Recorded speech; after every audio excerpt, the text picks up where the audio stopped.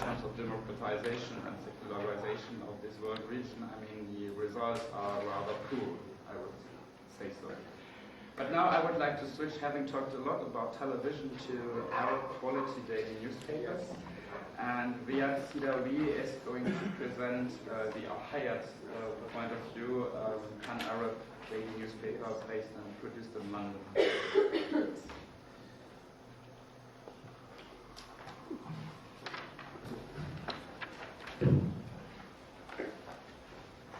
At first, really, I am sorry for my English, because it's not the first one, not the second, it's the third.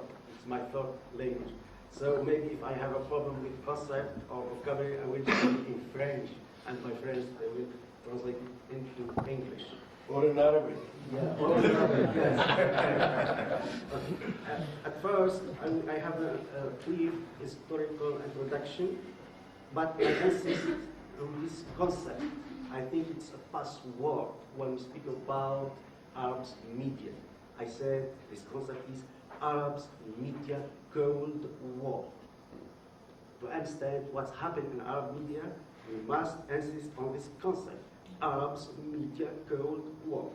Okay, and after I will explain. My introduction, my historical introduction, started with independence of the Arab state.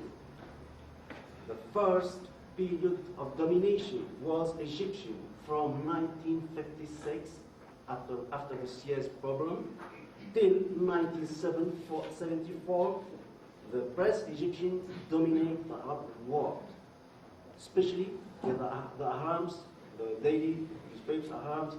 The boss was Muhammad Hassan al-Haykel. I read this book about this. The first Arab journalist is really the first one. And especially with the Arab Voice radio. What is Arab Voice radio? It's a radio of propaganda, yes. The leader is Nasser, and with this radio, with its Arab voices, Gamal Abdel Nasser made some success. This radio invokes some crashes of regimes, the Syria, the Iraq, the Yemen, the Libya. Really, the first factory was this radio. We speak in this radio, and after we have a regime collapse. This is, it means the importance of the Arab media Cold War. But after the war of October 1973, we observe a new domination of the Saudi Empire media. Till with the Sharq al-Awsat, for example, with Al-Hayat daily newspaper published in London, with the BBC, with the NBC TV, till 1996, with the arrival of Al Jazeera channel.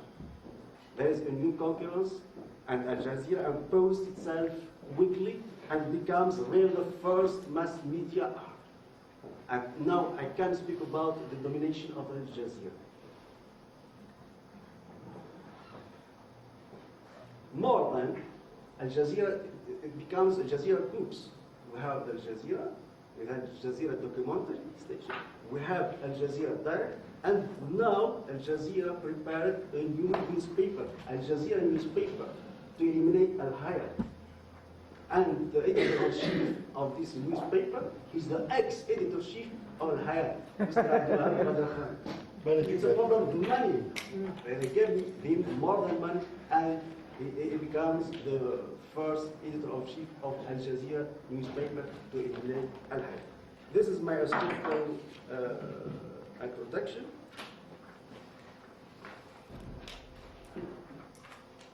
Before presenting Al Hayat, now I will surprise you, and maybe I shock you.